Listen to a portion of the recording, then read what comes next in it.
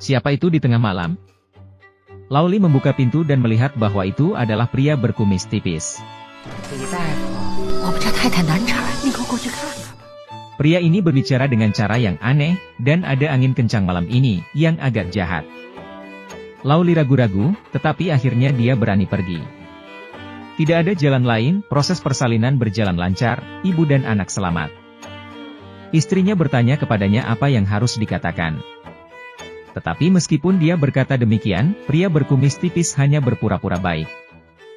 Pria itu membuka guci dan mengambil kacang kedelai, untuk diberikan kepada Lauli. Saat ini Lauli berada di atas tandu, Lauli tidak berani berbicara apa-apa. Dia mengambil kacang kedelai di sakunya. Ini jelas Jin Kela di Pulau Pegunungan Xing'an. Dia didorong dari tandu, dan ketika dia menoleh ke belakang, semua pembawa tandu patung. Beberapa hari yang lalu, saya melihat klipe di atas, dan ditampilkan di daftar panas Douyin. Cerita pertama yang aneh. Saya mendengar banyak orang mencari tindak lanjut. Hari ini, saya akan berbicara tentang wanita di desa yang melahirkan pada saat itu adalah setan rubah. Karena tidak lama kemudian, semua anggota keluarganya meninggal. Istrinya digantung di atap, putranya tenggelam di tangki air, dan dia membakar dirinya sendiri di atas kompor. Tapi masalah ini aneh, jadi saya mengundang Peritua Liu Erye untuk melihatnya, dan hanya mengucapkan 2 patah kata, memotong kayu bakar. Semua orang mengira dia sedang mengadakan pertunjukan, tapi dia bilang dia ingin berakting di atas panggung. Tuan kedua memberitahu mereka bahwa bukan hantu dan dewa yang membunuh keluarga Lauli, tetapi seekor monyet, dan Anda akan mengetahuinya sebentar lagi. Setelah berbicara, dia menyiapkan seekor ayam, mengolesi seluruh tubuhnya dengan madu, dan memasukkannya ke dalam guci, agar jebakannya siap. Kepala desa memasang jebakan di halaman, tetapi begitu dia meletakkannya, monyet itu masuk. Dia terlalu takut untuk bergerak, dia mendengar dari majikan kedua bahwa monyet itu suka lincah. Dan pasti akan saat tertarik pada mereka yang melihat pertunjukan. Tetapi ketika saatnya tiba, tidak ada yang bisa bergerak. Karena monyet memiliki bau yang membuat orang berhalusinasi. Semakin keras monyet itu mencium bau madunya, dan keahliannya masih sama dengan kendinya. Namun tangannya tidak bisa keluar dari kendi itu. Monyet itu sangat marah dan kesal, dia langsung memukul kepala desa dengan guci. Kepala desa memiliki kepala yang cukup kuat, tidak ada yang serius terjadi. Dia segera melarikan diri, dan penduduk desa juga ikut melarikan diri. Tuan kedua melihat bahwa situasinya agak kacau dan penyerbuan kemungkinan besar akan terjadi. Jadi dia melemparkan tali dari lantai 2, melompat dan menurunkan perangkap. Hingga monyet itu terkunci, mengamuk dan penduduk desa berhalusinasi. Dulu, Lauli dan Xiao Husi, seorang lelaki miskin, datang ke pegunungan untuk menyelamatkan orang. Dia menyuruh untuk menyembuhkan istrinya. Di awal film, Xiao Husi mengubah gaya rambutnya, jadi jangan heran. Setelah selesai mengobati istrinya, Xiao Husi memberi sekantong kacang emas. Sekarang saya seorang pemburu dengan begitu menjadi banyak uang. Nenek moyang saya bekerja untuk kaisar dan menjaga pembuluh darah naga di gunung ini dan menjualnya, jadi saya akan memberitahu Anda, dan jangan beritahu orang lain. Setelah Lauli pergi, saya melihat seekor monyet kecil yang terluka tergeletak di tanah. Sehingga saya merawatnya dengan baik. Saat memelihara hewan peliharaan, waktu berlalu selama bertahun-tahun. Hari ini, kepala desa menemani Lauli untuk membimbing sekelompok orang dengan senjata. Lauli terlalu cerewet. Dia menceritakan semua tentang keluarga Xiao Husi demi uang. Mereka datang untuk menemuinya. Setelah mendengar tentang Xiao Husi, dia dengan tegas tidak setuju. Tetapi mereka sudah membicarakannya dalam perjalanan ke sini, dan mereka harus sopan sebelum bertengkar. Keduanya bertindak lebih jauh dengan membunuh seluruh keluarga Xiao Husi dengan pisau di tangan mereka. Kemudian mereka hanya duduk di tanah dan membagi rampasan. Peta harta karun itu milik orang misterius itu, dan yang ketujuh milik Lauli dan kepala desa. Mereka tidak memperhatikan bahwa ada seekor monyet besar berjongkok di puncak pohon tidak jauh dari sana. Itulah mengapa hari ini monyet itu tahu caranya membalas kebaikannya. Jadi dia membunuh keluarga Lauli terlebih dahulu. Sekarang giliran kepala desa. Dia menghancurkan perangkap, mendorong kepala desa ke tanah, dan menghabisinya. Monyet itu menghilang dari pandangan semua orang pada tanggal 8 Juli. Kemudian giliran pria misterius itu. Mengapa tiba-tiba ada seorang wanita di reruntuhan kuil di tengah malam? Kakak laki-laki tertua meminta adik laki-laki untuk memberinya kue. Dia ingin bertanya mengapa wanita itu gila sendiri. Tetapi dia bertanya mengapa saya sendirian? Bukankah dia masih punya anak? Terkubur tepat di bawah kakimu. Semua orang terkejut, dan wanita itu melanjutkan. Ah, ternyata mimpi. 我老家住在山海关，庚子年不太平，我就带着娃儿 大哥， 跑了 庚子出来。 年那可是光绪年间的。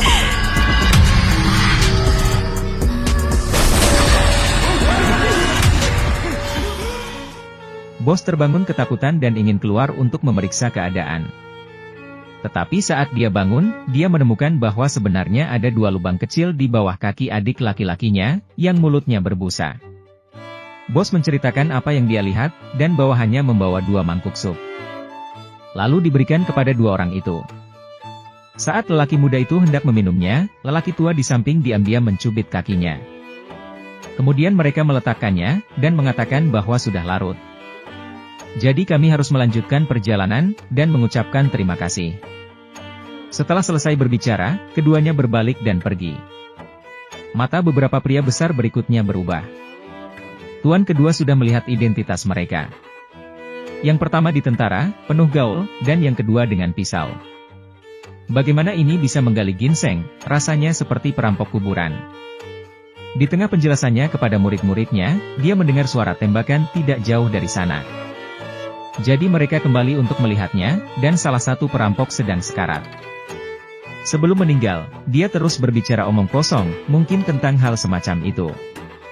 Malam itu, ketika beberapa orang datang ke reruntuhan kuil, mereka memang melihat seorang wanita gila. Bos takut menimbulkan masalah, jadi dia menyuruh bawahannya untuk beristirahat dengan baik dan tidak menimbulkan masalah. Wanita itu memperhatikan mereka makan, jadi dia juga ingin memberi makan anak palsu di pelukannya.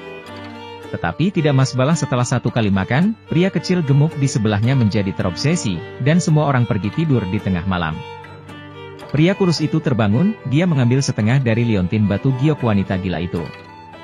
Lalu melihat pria gemuk itu melecehkan wanita gila itu di gudang jerami. Tetapi dia tidak berharap bos mengabaikannya setelah mendengarnya. Dia hanya mengatakan sesuatu dengan benar, dan bos tidak setuju. Sekarang dia telah ditangani dan ditinggalkan. Dia tidak tahu, bosnya dan orang-orang ini datang ke gunung untuk menerima pekerjaan besar. Di tengah jalan, pria gemuk itu melihat sesuatu di sisi jalan, jadi dia menariknya, dan ternyata itu adalah seekor ular besar. Paman dan keponakan adalah pemain bagus yang mengorbankan rekan satu timnya. Saya akan menarik tim terlebih dahulu setelah Anda berada di belakang, dan hanya mereka berdua yang bisa lolos. Dalam kepanikan, mereka berguling ke lembah yang tidak diketahui. Saya tidak mengharapkannya dan itu adalah berkah tersembunyi. Saat ini ada pohon berbentuk wajah manusia di depan mereka. Paman sedikit lega dan melihat ke lembah, tetapi tiba-tiba terdengar nyanyian. Setelah itu mereka melihat sesosok tubuh berkedip di belakang wajah manusia pohon. Itu adalah wanita gila yang menggendong seorang anak. Bos sangat ketakutan dan menembaknya. Wanita gila itu sangat rapuh dan jatuh dengan 1 tembakan, tetapi segera keluar dari belakang pohon. Paman menembak lagi untuk kedua kali, diikuti yang ketiga dan keempat, itu menembak di lembah untuk sementara, dan membunuh wanita yang tak terhitung jumlahnya. Tuan kedua mendengarnya dengan jelas dari atas, tetapi dia tidak berencana untuk turun. Dia sudah tahu apa yang sedang terjadi. Legenda mengatakan bahwa ada pohon di lembah ini. Jika mereka dapat mengingat sesuatu, biarkan mereka menyelesaikan keluhan sendiri. Melihat wanita itu telah dibangkitkan dan tidak dapat dipukuli sampai mati. Keduanya sangat ketakutan sehingga mereka berbalik dan melarikan diri. Ular itu menghalangi satu-satunya jalan untuk lewat, dan ular besar memakan mereka satu persatu. Tuan kedua mendengar teriakan itu dan kemudian memainkan lagu dengan gambar. Benar saja, mereka juga melihat wanita itu dan wanita itu hanya mengatakan 1 kalimat.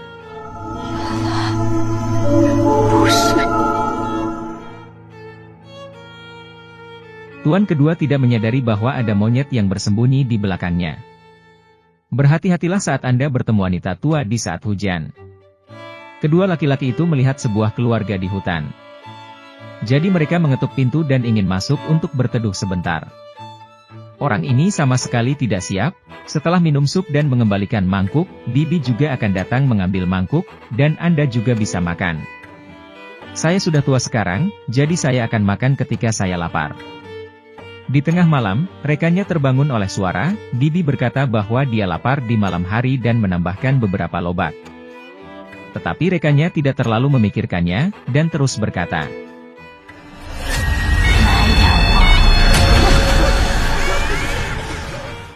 semua orang di rumah yang mendengar pengalaman ini panik. Xiao Shuai ditangkap oleh Panglima Perang setelah kejadian ini, jadi dia tidak pulang selama beberapa tahun. Baru pada saat itulah dia tahu bahwa istrinya telah meninggal, dan pasangan itu cukup sengsara. Di tengah percakapan, tiba-tiba dua orang muncul.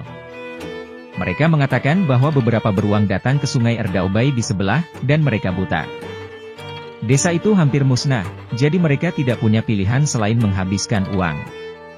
Tuan kedua sedang dalam perjalanan untuk menyelamatkan orang seperti memadamkan api. Tuan kedua hanya menjelaskan beberapa patah kata kepada muridnya dan itu akan menjadi buruk. Pria di gunung tidak jauh berkata kepada orang asing, ayo pergi saja. Tuan kedua berjalan dengan beberapa orang untuk beberapa saat, merasa ada yang tidak beres. Jadi dia berpura-pura menundukkan kepala untuk mengikat tali sepatunya, dan mereka benar-benar menunjukkan kekurangannya. Kali ini, Anda tidak harus membawanya sepanjang waktu.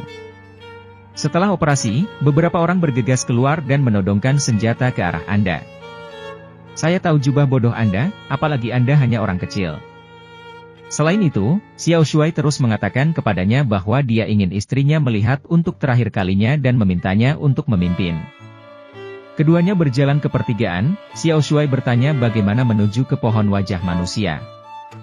Dia tiba-tiba menyadari bahwa ada sesuatu yang salah. Dia tidak pernah menyebutkan tentang pohon itu sama sekali. Orang ini mungkin bukan Xiao Shuai Xing, jadi tidak perlu terburu-buru. Orang asing bergegas maju dengan senjata terangkat, dan dia tidak punya pilihan selain menangkapnya tanpa perlawanan. Siapa orang ini? Xiao Shuai tidak menyembunyikannya identitasnya. Saya Xiao Shuai, tapi sekarang saya harus disebut generasi kedua yang kaya. Saya harus menelepon Dayu Yonglin sekarang. Hujan beberapa tahun yang lalu, dan saya bertemu keluarga malam itu. Satu tua dan satu muda, dan mereka mengatakan itu adalah uang muka di kabupaten. Apakah diperkirakan ada militer keluarga? Keluarga uang muka terpisah. Jadi selama bertahun-tahun, generasi kedua kaya yang bodoh ini tidak pernah melihat uang. Hanya meninggalkan ikat perut, jadi jika saya membunuh keduanya. Bukankah anak terkaya adalah saya? Apakah kamu mengerti kali ini? Tetapi baru-baru ini hal lama itu tampaknya telah bereaksi, dan mulai meragukan saya dalam beberapa tahun terakhir. Jadi saya pertama kali mengirim orang untuk mencari Xiao Jinmai, dan kedua membius orang tua itu, hanya bekerja sama dengan Yang Yang. Pada saat itu, semuanya akan menjadi murid saya, dan mengatakan bahwa Anda layak menjadi istri Anda dengan melakukan ini. Xiao Shuai memberitahunya bahwa itu semua adalah pembalasan. Awalnya ayahnya, yang tidak setuju dengan hidup dan mati kami bersama. Itulah mengapa saya meninggalkan kampung halaman. Kemudian saya menjadi generasi kedua yang kaya. Kepada siapa saya akan membalas jika saya tidak melapor ke keluarganya? Saya mengerti, ternyata ketika Laoli dan kepala desa membunuh keluarga Xiao Huzi. Dia adalah biang keladi di balik hasutan dan sihir. Orang-orang misterius generasi kedua yang tampan dan kaya itu sendirian. Sedang berteriak ketika tiba-tiba tidak ada yang berbaring dan menembak, ternyata itu adalah tuan kedua. Itu benar, bagaimana orang kecil itu bisa menghentikan tuan kedua? Dua kelompok orang berkelahi sebentar di hutan. Ry menggunakan bidang penglihatan dan medannya untuk keuntungannya dalam berbagai cara. Meskipun ada banyak orang di sisi lain, dia tidak dirugikan untuk sementara waktu. Tapi dia bisa menahan peluru tapi tidak. Orang asing mengatakan bahwa tuan kedua mengubah peluru untuk memblokirnya setelah operasi dan menembak betis tuan kedua, dan pemburu tua itu akhirnya akan jatuh. Pada saat ini, seekor monyet besar melompat keluar dari suatu tempat di lereng. Monyet itu menjatuhkan pria itu dengan satu pukulan dan dua tendangan. Hanya orang asing itu yang dikejar sampai ke tepi tebing. Kali ini ketika saya melihat kemana saya pergi, saya melihat monyet itu saling melompat. Mereka jatuh ke dasar tebing, dan mati bersama. Tuan kedua melirik ke bawah, dan hanya meninggalkan kalimat, lelaki tua itu menghargai cinta dan kebenaran, dan berkata bahwa Xiao Shuai berlarian. Bahkan menemukan seseorang. Dia berhenti, tetapi dia juga mendengar nyanyian itu. Seorang wanita gila keluar dari balik pohon dengan anaknya di pelukannya. Bukankah dia bilang dia ingin bertemu dengannya? Istrimu ada di sini. Xiao Shuai ketakutan sampai gila, menangis dan tertawa. Tetapi wanita gila itu mengabaikannya. Baru saja keluar dari balik pohon berulang kali dan dihantui. Xiao Shuai tidak tahan lagi, jadi dia berlutut di tanah dan terus mengatakan, "Saya minta maaf. Tolong Anda berhenti mengganggu saya." Xiao Shuai sudah setengah jalan, ketika seekor ular besar tiba-tiba melompat keluar dan memakannya. Wanita itu tampaknya telah sadar kembali, dan dia akan terus mengulangi kalimat itu di tanah. Jadi bagaimana jika Anda tidak kembali? Orang-orang telah berubah. Mungkin seperti yang dikatakan tuan kedua. Laoli memiliki aturan dan dia akan dihukum jika melanggarnya. Kisah mereka telah berakhir seperti ini, tanpa awal dan tanpa akhir. Ini hanya legenda paling umum di pegunungan Xing'an. Selalu ada pemburu tua di gunung itu, dan setiap kisah di bawah pohon itu adalah legenda.